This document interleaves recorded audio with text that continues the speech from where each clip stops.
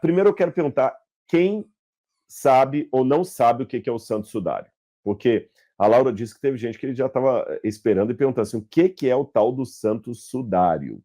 Sudário. Sudarium é uma palavra que ela é uma história do grego, ela vem do latim, na verdade, que significa suar. É o pano do suor, vamos dizer assim, né? Quando a pessoa está suando, a pessoa está exalando o suor ali, ele está transpirando. Em latim, o pano que enxuga o suor é um sudarium. Sudarium. Só que o sudarium era colocado em mortos. Aí você pode falar, mas morto não sua, não transpira. Isso é verdade. Mas naquele tempo antigo, eles acreditavam que saía um suor, que a pessoa ficava fria. Então eles colocavam um pano que recebeu o nome, aquele pano que enxuga o último suor, o sudário. É uma mortalha. Uma mortalha é um pano para cobrir pessoas mortas. E a mortalha, ou sudário, chamado de santo sudário, é aquele que, segundo a tradição, teria sido envolto no corpo de Jesus. Eu vou mostrar uma imagem aqui. Vamos colocar uma enquete, né? Vamos colocar uma enquete? Então, vou começar com uma enquete aqui, ó. Você acredita que o Santo Sudário é o pano original do primeiro século? O pano original que envolveu o corpo de Cristo? Não, coloca assim. Você acredita que o Santo Sudário é o pano original que envolveu o corpo de Cristo? Sim ou não? Então, vou repetir a pergunta enquanto Laura digita lá. Você acredita que o Santo Sudário é o tecido, ou o pano, que envolveu originalmente o corpo de Jesus? Aí, no final, nós vamos ver aqui a enquete, tá bom? Vai respondendo ao longo da live. Se você mudar de opinião, você pode falar, eu mudei de opinião. Vamos ver aqui.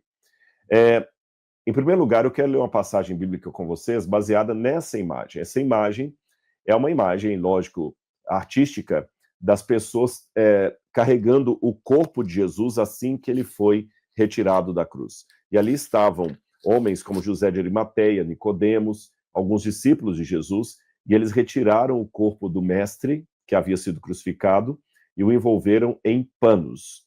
Vamos ler aqui na Bíblia essa passagem que está no Evangelho de João, capítulo 19, versículos 38 em diante. É aqui que está a passagem que menciona aquele pano que muitos pensam poderia ser o Santo Sudário. João, capítulo 19, versículo 38 em diante, diz assim: Depois disso, José de Arimateia, que era discípulo de Jesus, ainda que em segredo, porque tinha medo dos judeus, pediu a Pilatos permissão para tirar o corpo de Jesus. E Pilatos deu permissão. Então José de Arimateia foi e retirou o corpo de Jesus. E Nicodemos, aquele que anteriormente tinha ido falar com Jesus à noite, também foi, levando cerca de 35 quilos de um composto... Pega lá da boca. Eu falei com vocês que a aluna ia fazer festa, né? Vou ler de novo aqui a passagem. E Nicodemos, aquele que anteriormente tinha ido falar com Jesus à noite, também foi, levando cerca de 35 quilos de um composto de mirra e aloés. Tomaram, pois, o corpo de Jesus e o envolveram em lençóis com óleos aromáticos, como é costume entre os judeus na preparação para o sepultamento. No lugar onde Jesus foi crucificado havia um jardim. Nesse jardim havia um túmulo novo, no qual ninguém havia sido colocado. Ali, por causa da preparação dos judeus e porque o túmulo ficava perto, colocaram o corpo de Jesus. Quando você lê os depoimentos do Evangelho de Marcos, Mateus e Lucas, você vê outros detalhes adicionais a essa história. Por exemplo, nós sabemos que esse túmulo no qual Jesus fora colocado pertencia à família de José de Arimateia. Ele cedeu o túmulo para Jesus.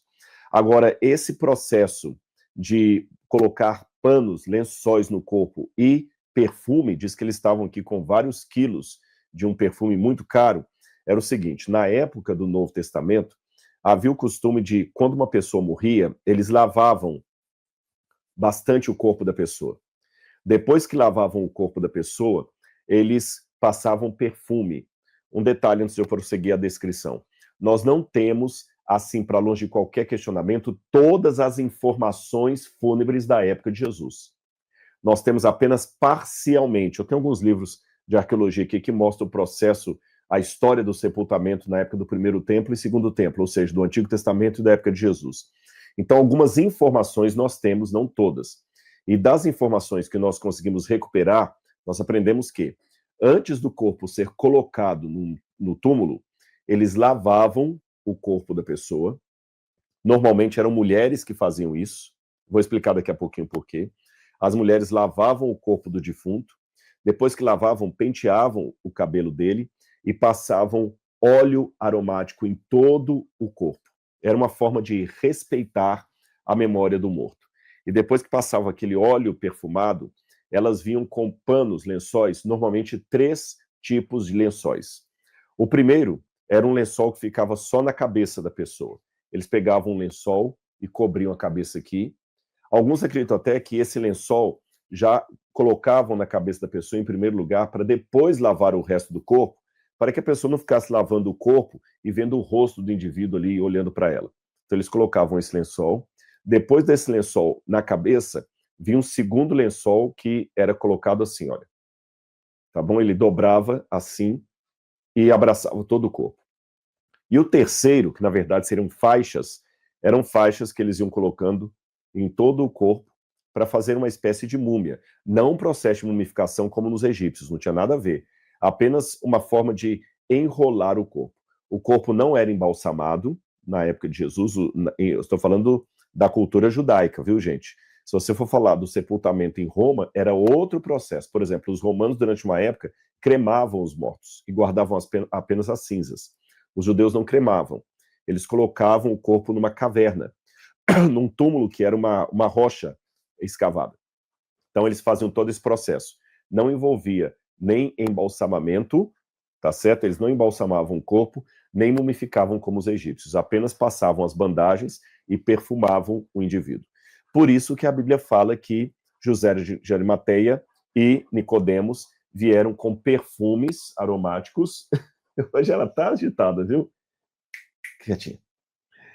Eu tô rindo aqui. A gente tirou os brinquedos que ela fica fazendo barulho, aí ela fica na cama agora aqui, ela tá celerepe aqui, porque a gente chegou em casa agora, nós não estávamos aqui, mas vamos lá, continuando.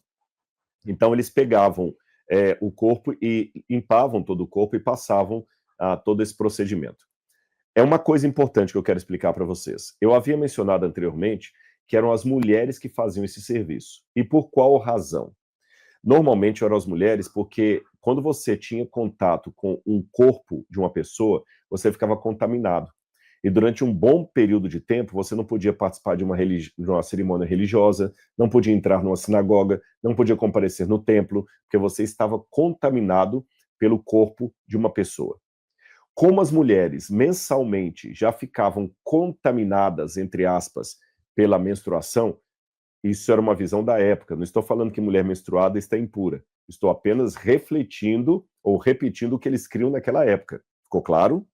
Não significa que a mulher hoje está menstruada, que ela está impura, eu não posso nem tocar na mão dela. No passado, eles tinham esse pensamento. Então, como a mulher ficava impura, já estava acostumada a ficar pelo menos uma vez por mês sem tocar em coisas religiosas, era mais fácil a mulher fazer esse serviço.